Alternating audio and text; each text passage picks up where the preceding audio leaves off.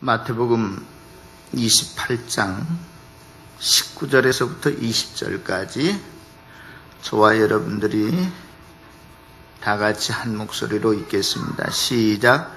그러므로 너희는 가서 모든 민족을 제자로 삼아 아버지와 아들과 성령의 이름으로 세례를 베풀고 내가 너희에게 분부한 모든 것을 가르쳐 지키게 하라. 볼지어다 내가 세상 끝날까지 너희와 항상 함께 있으리라 하시니라. 아멘. 우리 주위에 계신 분들하고 한번 인사 나누겠습니다. 반갑습니다. 사랑합니다. 네.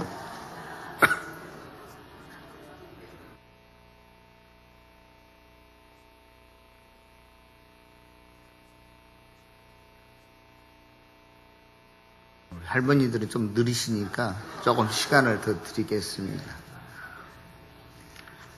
그 로마의 초대 황제였던 아우구스티누스라고 하는 사람은 시저의 양자로 들어갔다가 원래 자기 그 시저의 누나의 아들이었는데 황제 가이사가 아들이 없으니까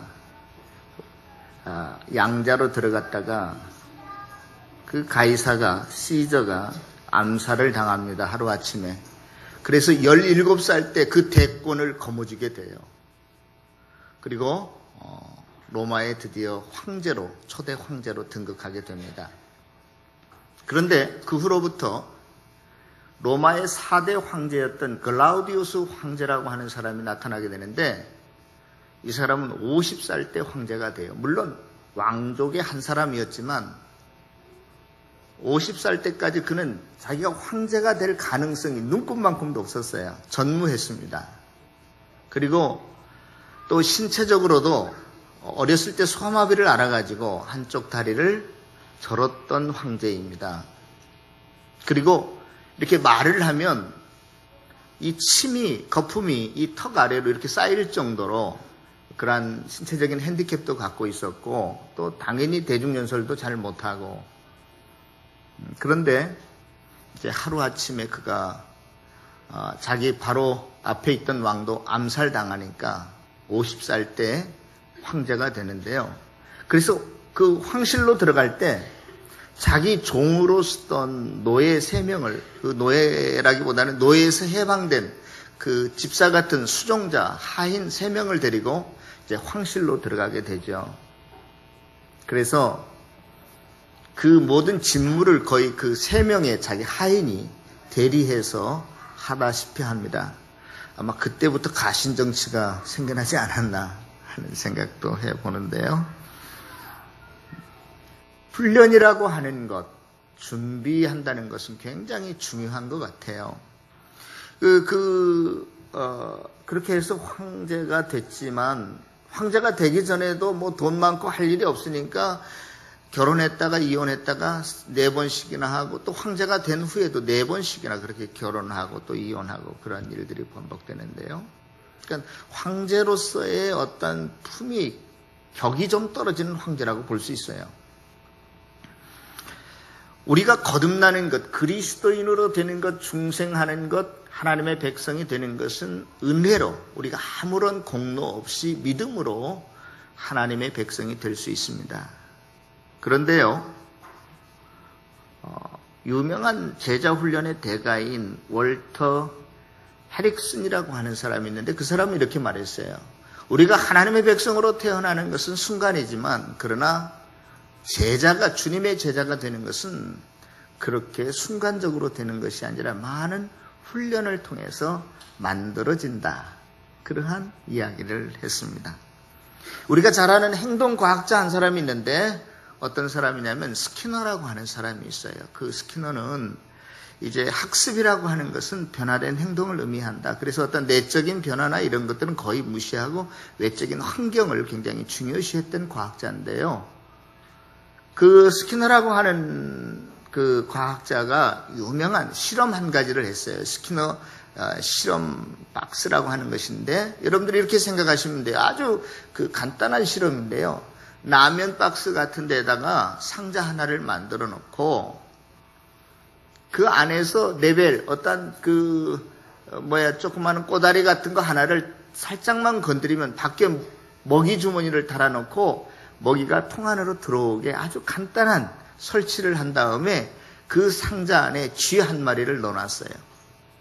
그러니까 쥐가 배가 고프니까 먹을 것을 찾기 위해서 여기저기 돌아다니다가 어딘가 한 번을 툭 쳤더니 이게 먹을 것이 쏟아져 나왔어요.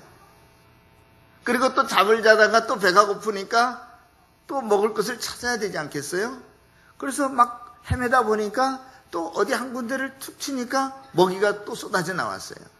처음에는 먹이를 찾는데 8시간이 걸렸는데 그 다음에는 7시간 걸리고 그 다음에는 6시간 걸리고 그 다음에는 5시간 걸리고 그리고 그렇게 훈련이 되어지다가 나중에는 배만 고프면 아하 저 꼭다리만 가서 건드리면 먹이가 나오는구나. 그렇게 그 시간이 아주 단축되게 됩니다. 그런데 이게 간단한 실험인데요. 전 세계적인 교육학계의 그 모든 교육학을 이끌어가는 어떠한 획기적인 실험이었어요. 그게. 예? 모든 인간은 훈련하면 다 된다는 거예요. 이 생쥐도 처음에 7시간, 8시간 걸렸던 것 금방 가서 찾듯이 인간은 더 빨리 훈련될 수 있다는 거예요. 그래서 스키너라고 하는 학사는요, 너희들 중에 누구 아이들을 나한테 데리고 와라. 음악가를 만들고 싶냐? 그럼 내가 음악가 만들어줄게. 변호사 만들고 싶냐? 변호사 만들어줄게. 나는 어떠한, 그렇게 훈련하면 못할 게 뭐가 있어요. 생쥐도 하는데. 그래서 아주 교육학계에 일대 혁명을 일으킨 그러한 학자라고 봅니다. 성경에도 보면은요, 우리가 그리스도인 되는 것은 어떤 순간적이고 찰나적인 일일 수 있지만, 그러나 하나님의 백성답게, 공주답게, 왕자답게 살아가는 것은 절대로 하루아침에 이루어지지 않는 것 같습니다. 오늘 본문을 살펴보면 부활하신 예수님께서 하늘로 승천하시기 전에 가장 큰 또 위대한 중요한 명령을 하고 계십니다. 오늘 본문을 그래서 많은 성경학자들은 지상 최대의 명령, 이를 짓자, 따짓자로도 쓸 수 있지만 이보다 더 큰 명령은 없다라고 하는 뜻에서 The Great Commission이라고 이야기하는 부분입니다. 그런데 오늘 본문에 보면 주님께서 이보다 더 큰 명령을 우리들에게 내리신 적이 없는데 그 내용을 보면 동사가 4개가 나와요. 오늘 다 보세요. 그러므로 너희는 어떻게 해서 가라라고 하는 동사예요.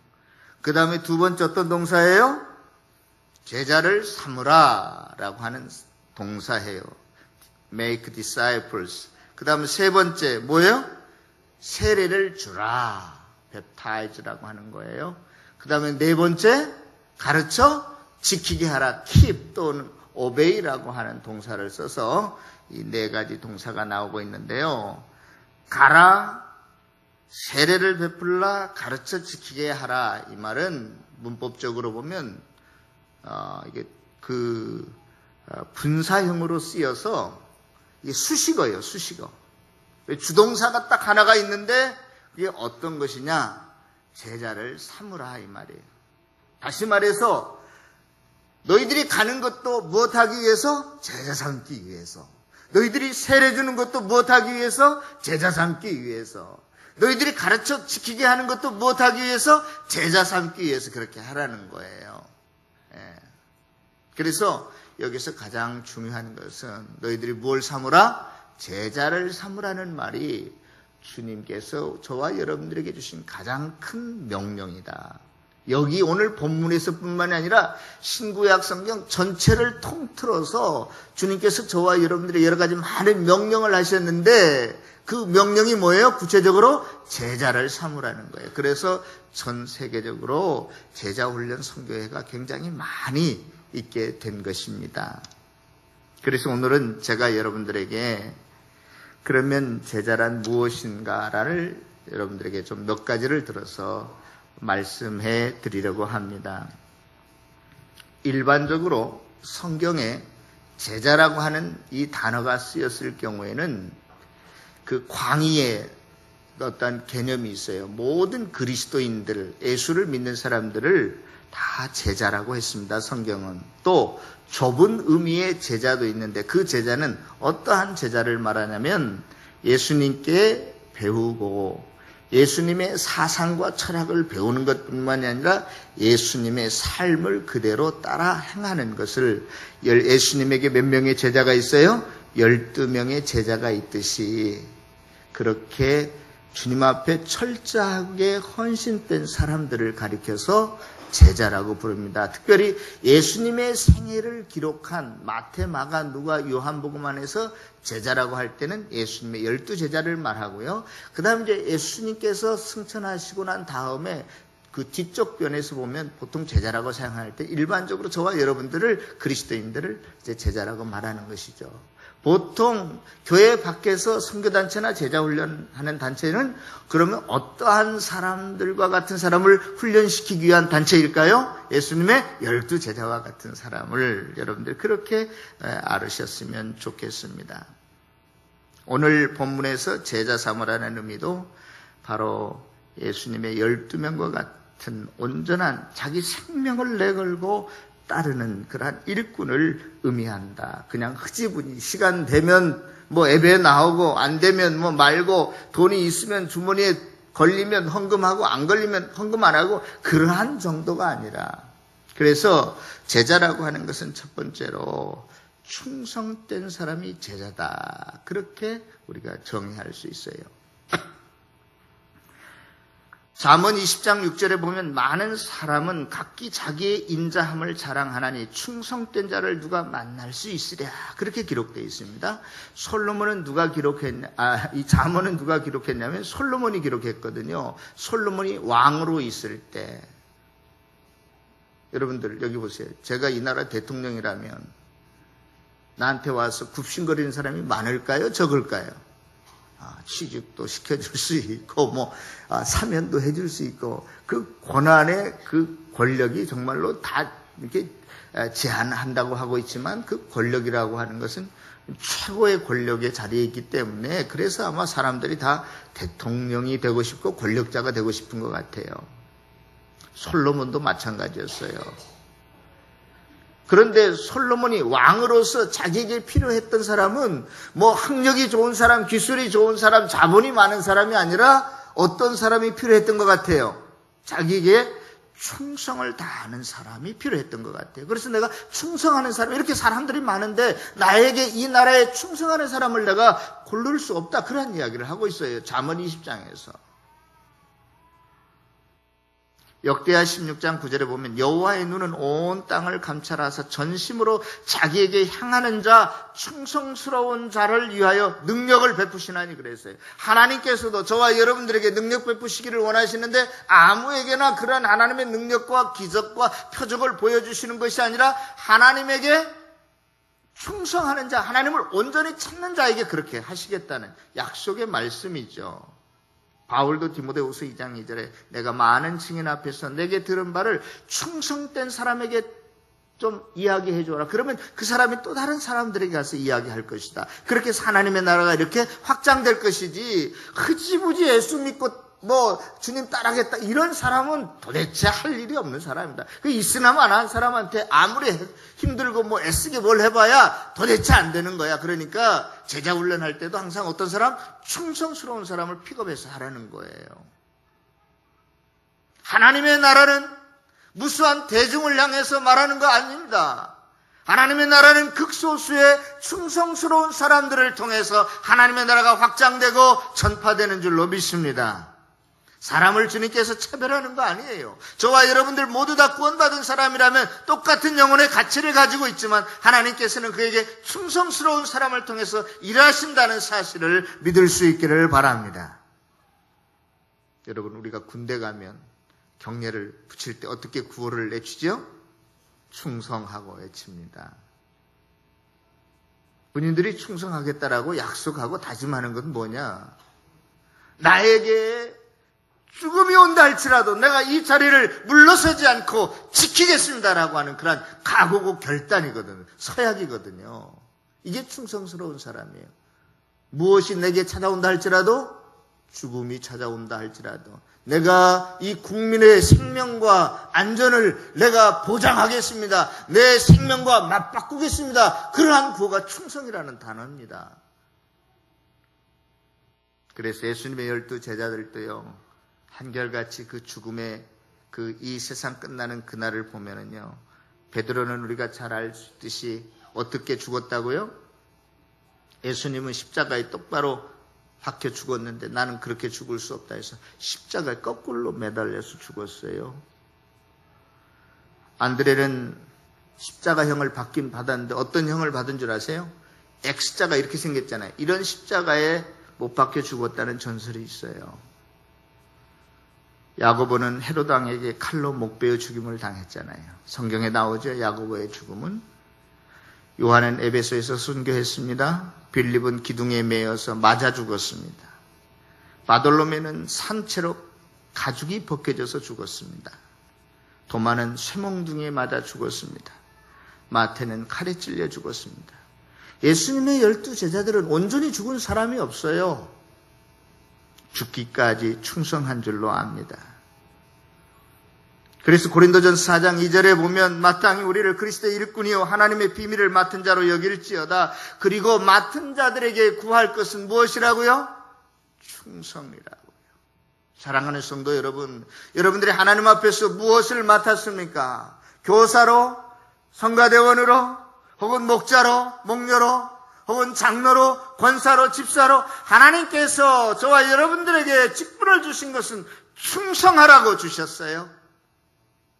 그 직분에 대해서 충성할 수 있기를 다시 한번 부탁합니다. 그러면 우리는 무엇을 위해서 충성해야 되는가? 여러 가지 많이 있지만 예수님의 제자로서 예수님이 가지셨던 그 목표, 가치를 나의 목표로, 가치로 삼을 때 충성할 수 있어요. 제가 요즘 대신방 중에 있는데요. 가정마다 가서 꼭 공통으로 물어보는 질문이 있습니다. 이루고 싶은 소원이 무엇입니까? 기도 제목이 무엇입니까? 여러 가지 많이 나오죠. 대부분 어떤 기도 제목일까요? 이 땅의 것. 예? 목사님, 연탄이 떨어졌어요. 쌀독에 쌀이 떨어졌어요. 또 신발이 떨어졌어요. 봄이 됐는데 입고 나갈 옷이 없네요. 뭐가 떨어졌다는 거예요, 다들? 예? 돈 떨어졌다는 이야기를 그렇게 복잡하게 하더라고요. 응?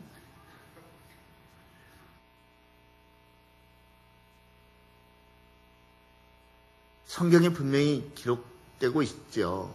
너희들이 무엇을 먹을까, 입을까, 마실까 염려하지 말라. 이방인들이나 하나님을 모르는 사람들이나 구하는 것인데 너희는 먼저 그 나라와 하나님의 나라와 의를 구하라. 그리하면 이 모든 것을 너희들이 먹고 싶은 거, 입고 싶은 거, 마시고 싶은 것보다 더 넘치게 좋은 것으로 주시겠다. 예수님께서 약속하셨어요.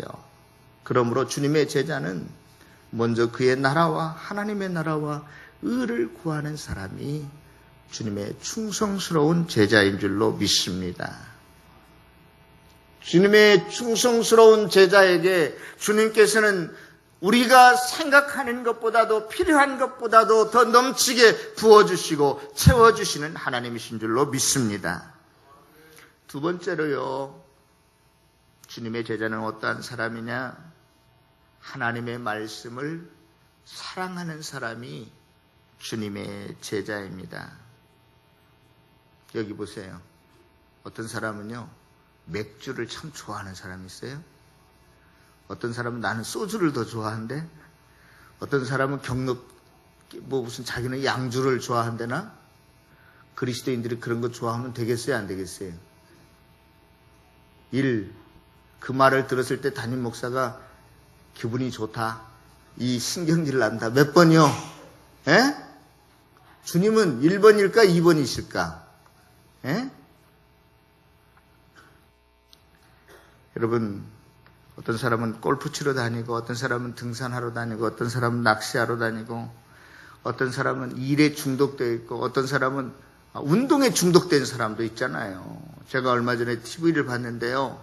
어떤 아가씨인데 헬스장 가느라고 직업도 제대로 안 가죠. 뭐 아르바이트를 한대요. 하루에 4시간씩 운동을 안 하면 뭐 안 된다나? 중독 걸린 사람들이야. 뭐 여러분 골프도 하시고 뭐 등산도 하시고 낚시도 하시고 헬스도 하는 거 다 좋은데요. 그것보다 주님을 더 사랑해야 됩니다. 믿습니까? 하나님의 말씀보다 더 사랑하고 좋아하면 안 돼요. 에레미야서 15장 16절에 보면 주의 말씀은 내게 기쁨과 내 마음의 즐거움이다 그렇게 고백하고 있는데 저와 여러분들이 좋아하는 어떠한 것보다도 주의 말씀을 더 좋아하고 기뻐할 수 있는 저와 여러분들이 되어지기를 바랍니다. 하나님의 말씀을 사랑하는 사람은요, 놀라운 영향력을 행사하는 것 같아요. 제가 이름을 거명하기는 좀 그렇지만 제가 아는 어느 한 평신도가 있는데요. 그분은 어떤 의미에서 한국의 최초로 큐티라고 하는 말씀을 묵상하는 것을 매일 하자 이러한 운동을 어쩌면 한국에 처음 소개했고 이렇게 모든 한국의 그리스도인들이 그것을 하게 된 어떠한 원동력을 끼친 사람이라고 할 수 있어요. 매일 수십 년간 큐티를 하루도 빠지지 않고 했던 사람입니다. 한국의 많은 목사님들과 교회에 얼마나 많은 영향력을 끼치신 분인지 모릅니다. 왜냐? 그가 평신도였지만 하나님의 말씀을 사랑하고 묵상한 사람이었기에 그러한 영향력을 끼친 줄로 믿습니다. 목사가 아니에요. 평신도가 그렇게 했어요. 요한계시록 1장 3절에 이 예언의 말씀을 듣고 읽고 지키는 자가 복이 있도다. 하나님 말씀 사랑하는 저와 여러분들 또 복된 자들 되어지기를 바랍니다. 다음 주 월요일부터 특별 새벽 기도회를 하는데 이번에는 어떻게 한다고요? 여러분들이 10일 동안만 참석하시면 마태복음 신약 처음부터 요한계시록 끝까지 통독할 수 있어요. 꼭 한번 해보세요. 아니 성도가 신약도 한번 제대로 못 읽는 사람이 그걸 성도라고 할 수 있습니까? 하나님 말씀을 좀 듣는 이번 기회가 되어지기를 바랍니다. 여러분들이 심장이 아프면 인터넷 해가지고 우리나라 심장의 최고의 권위자가 누군가 그 의사 선생님 찾아갈 거예요. 뼈가 아프면 최고의 정형외과 의사가 누군가 찾아갈 수 있어요. 우리나라에서 제일로 유명한 이비인후과 의사가 있어요. 아무튼 그분 찾아가세요. 자, 왜 웃어요? 그런데 여러분, 교회 안에서 문제가 생겼을 때 여러분들 누구를 찾아가시겠어요? 네? 하나님 말씀을 사랑하는 사람을 찾아가세요. 하나님의 말씀에 무지한 사람은요, 내놓는 것이 자기 생각, 과학, 무슨 경험, 학식밖에 내놓을 게 없어요. 그거 가지고 이야기해 줄 수밖에 없어요. 그거는요, 교회 밖에 나가도 훌륭한 상담자들이 아주 많이 있습니다. 여러분들이 교회 안에서 신앙생활할 때 문제에 봉착하면 누구를 찾아가라고요? 말씀을 사랑하는 사람을 찾아가시기 바랍니다. 하나님의 말씀으로 여러분들에게 위로를 주고 소망을 주고 능력을 줄 것입니다. 세 번째로 제자라고 하는 사람은 어떤 사람이냐? 자기 육체를 신뢰하지 않는 사람이 제자예요. 거꾸로 이야기하면 하나님만을 신뢰하는 사람, 믿음의 사람이 제자입니다. 로마서 7장 18절에 내 육신에 선한 것이 거하지 아니하는 줄 안다 그랬어요. 바울은 모든 인간의 육신 안에는 선한 것이 거하는 게 없대요. 육체의 소욕은 성령을 거스리고 육체의 일은 현저하니 음행과 더러운 것과 호색과 우상 숭배와 주술과 원수 맺는 것, 분쟁, 시기, 분내는 것, 당을 짓는 것, 분열하는 것, 이단, 투기, 술 취한 것, 방탕한 것, 이런 것들은 다 육신에 속한 열매고 일이래요. 고린도후서 1장 9절에 우리로 자기를 의뢰하지 말고 오직 죽은 자를 다시 살리시는 하나님만 의뢰하게 하심이라. 여러분, 믿음이 하나님을 기쁘시게 하는 자인 줄로 믿습니다. 히브리서 11장 6절에 믿음이 없이는 하나님을 기쁘시게 하지 못하나니 하나님께 나아가는 자는 반드시 그가 계신 것과 자기를 찾는 자들에게 상 주시는 이심을 믿어야 할지니라. 무엇이 하나님을 기쁘시게 한다고요? 믿음이. 하나님을 기쁘시게 하는 저와 여러분들 되어지기를 바랍니다. 믿음이 백부장의 하인의 병을 고쳐주었어. 믿음이 12해를 혈루증으로 앓던 여인의 병이 고쳐졌습니다. 믿음이 시도 때도 없이 귀신 들려서 물에도 들어가고 불에도 들어가는 그 아들을 고치게 한 줄로 믿습니다. 믿음으로 에녹은 죽음을 보지 않고 하늘에 올리워졌다고 성경은 말합니다. 믿음으로 노아는 방주를 준비했대요. 믿음으로 아브라함은 순종하여 유업을 받을 땅을 나아가고 사라는 나이가 많아서 단산하였지만 믿음으로 잉태할 수가 있었대요. 믿음으로 요셉은 자손들이 애굽에서 떠날 것을 말하고 자기 뼈도 그때 가지고 나가라고 말했습니다. 믿음으로 모세는 바로의 공주의 아들이라 칭함을 거절하고 잠시 죄악을 누리는 것보다도 하나님의 백성과 함께 고난받기를 더 즐거워했다. 믿음이 없었으면 모세도 그렇게 할 수 없었다는 거예요. 여러분들 이 산동네에 살고 싶어요? 아니면 청와대에 들어가서 살고 싶어요? 그 당시 이 모세는요, 잘만 하면 애굽의 왕도 될 수가 있었어요. 그런데 믿음으로 그걸 거절했다는 거예요. 기드온, 바락, 삼손, 입다, 다윗, 사무엘. 성경은 이 믿음의 사람들을 나열해가면서 시간이 아무리 있어도 부족할 것이다. 그리고 이 믿음의 사람은 세상이 감당하지 못한다. 우리가 세상에 쩔쩔매는 사람들이 아니라 믿음의 사람을 세상이 도리어 감당하지 못한다라고 성경은 말하고 있습니다. 믿음의 사람들 다 되어지시기를 바랍니다. 네 번째로, 제자는 어떤 사람이 또 제자인가? 독립적인 기질을 가지고 있지 않는 사람이 주님의 제자입니다. 이게 무슨 말이냐면요, 현대는 개성이 있고 자신감도 있고 또 자유분방한 사람을 원할 수 있어요. 그러나 하나님의 나라는 어느 한 사람, 개인이나 어느 한 교회에 의해서 이루어지지 않습니다.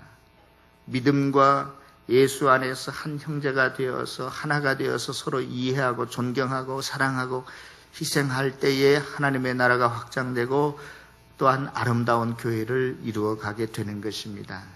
그런데요, 가끔 교회 안에서도 보면 내 방법대로 이루어지지 않으면 1.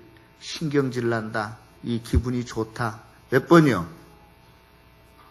내가 이름은 안 밝히겠지만 내 마음대로 되어지지 않으면 1. 기분이 좋다. 2. 신경질 난다. 몇 번이요? 대답을 안 내 다들? 나는 신경질 나는데 여러분은 기분이 좋은가 봐요? 여러분, 그런 사람은 교회 일꾼으로 뽑아서 절대 안 돼요. 알겠습니까? 내 방식이 아니다고 화내고 큰소리치고 이런 사람, 이의달고 이런 사람은요, 세상에서는 그게 좋을지 모르겠어요. 예? 여러분들 세상과 교회를 구분하지 못하고 한국의 정치사에 영향을 받아서 그런지 소수 의견을 교회에서 내는 것을 마치 자기가 무슨 정의편에 의로운 사람처럼 생각하는 사람이 있어요. 교회 내에서도 그래야 됩니까? 그것이 정의로운 사람일까요? 그것이 교회의 덕을 세우는 사람일까요? 제가 다시 한번 단언합니다. 제가요, 좀 창피한 이야기지만 우리 기도 제목을 담임 목사를 중심으로 해서 한 마음 한 뜻 이렇게 기도하자 그랬어요. 어디에 누가 볼까봐 항상 저는 창피한데요. 그런데 제가요, 그럼에도 불구하고 우리가 주 안에서 다 하나 되자 그러한 이야기인데, 그럼에도 불구하고 제가 왜 담임 목사님과 한 마음 한 뜻 갖자고 그렇게 이야기한 줄 아세요? 그렇지 않은 분들이 덜어 있기 때문에 그래요. 그런 분들 때문에 교회가 분란이 일어나잖아요. 분열이 일어나잖아요. 말로가 안 좋은 것 같아요. 앞으로 우리 교회 무슨 집사로 권사로 장로로 세워질 때 여러분들이 판별하세요. 아, 저분은 우리 교회 목사님과 좀 성향이 안 맞다. 그러면 그냥 그 자리에 있게 여러분들이 만드셔야 돼요. 안 그러면 싸움 붙이는 거라니까. 무슨 말인지 알겠어요? 앞으로 투표할 때 제일 1번 기준이 그거야. 예수 여기서 꼭 안 믿어도 괜찮아요. 다른 교회가 많아요. 자기 성향과 비유에 맞는 그러한 곳에 가서 그분도 성장해야 더 잘 성장한다고요. 서로가 불편하고 힘들어요. 교회 안에서 성장이 안 되고 분란이 일어나는 것은 그러한 독립적인 기질, 자기가 최고 의롭다는 거예요. 내 방법이 최고라는 거예요. 물론 저보다도 우리 훌륭한 여러 많은 분들이 계십니다. 그런데 저하고 의견이 있을 때 죄송하지만 저를 좀 따라주세요. 틀려도 그거 괜찮아요. 하나만 되어지면 아무리 틀려도 그게 문제가 별로 안 돼요. 알겠습니까? 가정도 마찬가지예요. 가정도. 저희 부모님이 못 배웠어도 부모님의 마음에 합한 자가 되려고 할 때 그 가정이 비로소 평안을 이루잖아요. 교회라고 하는 건 질서가 있어요. 아무리 부족하고 여러분들보다 경험이 낮고 모자라도 하나님께서 담임 목사라고 하는 위치에 세우셔서 모든 교회의 권한을 저에게 위임해 주셨어요. 또 저도 그 일을 혼자서 할 수 없기에 우리 장로님들과 우리 권사님들과 집사님들과 목자와 목녀와 함께 그 일을 행하는 거예요. 그런데 자꾸 집사님들이 장로님에게 찾아가서 장로님한테 뭐라고 말이야 이렇게 하고 그러면 되겠어요? 안 되죠. 제가 우리 장로님들에게도 항상 이야기합니다. 우리 장로님들은 저보다도 교인들에게 더 존경받고 사랑받는 장로님들이 되었으면 좋겠습니다. 그 첫 번째 이유는 뭐냐? 목사에게 잘 순종하는 것입니다. 그래요. 여러분들이 다 알아요. 저 권영신 목사가 우리 교회 담임 목사가 지금 고집 피우고 있구나 다 압니다. 그럼에도 불구하고 순종할 때 여러분들은 그 장로님을 더 배나 존경하시고 사랑하시고 아끼시기를 바랍니다. 이게 교회의 모습이고 질서예요. 제가 무슨 폭력 독재자가 되겠다는 거 결코 아닙니다. 성경의 원리가 그렇게 되어 있어요. 우리 부모님들이 우리보다 더 많이 배웠습니까? 그렇지 않아요. 우리 부모님이 더 논리적입니까? 그렇지 않아요. 그럼에도 불구하고 자식된 도리로서 당연히 부모님이 어떤 말씀을 하셔도 순종해야 되는 것입니다. 교회를 영적인 가정으로 이야기하고 있어요. 왜? 너희들이 순종해야 되기 때문에. 부모에게 순종하라고 성경은 가르치고 있지 않습니까? 독립적인 기질, 내 방법, 내 세상, 내 생각 앞세우지 않기를 바랍니다. 경기에는요, 기록 경기라는 게 있잖아요. 기록 경기. 100m 누가 세계에서 제일로 빠른가, 그런 거. 높이 뛰기 누가 제일로 높이 뛰는가. 예?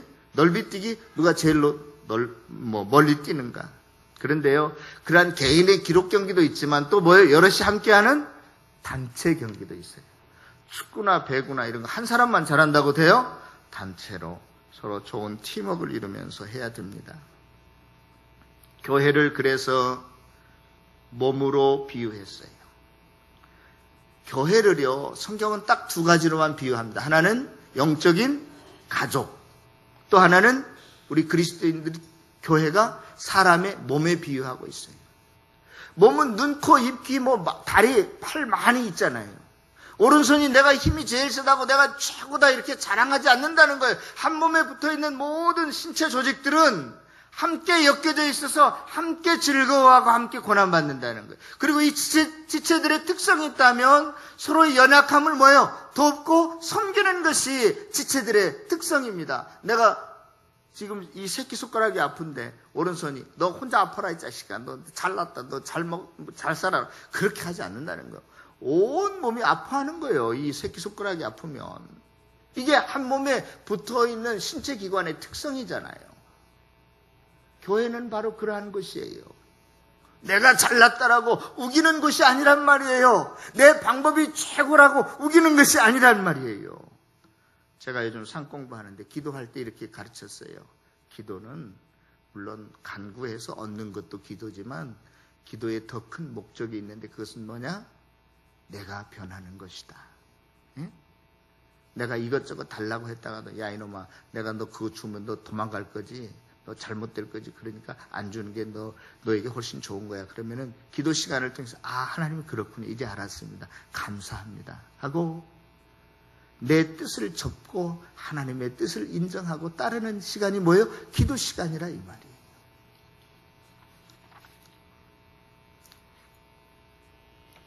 오늘은 이것으로 설교 끝. 도대체 제가 있잖아요. 오늘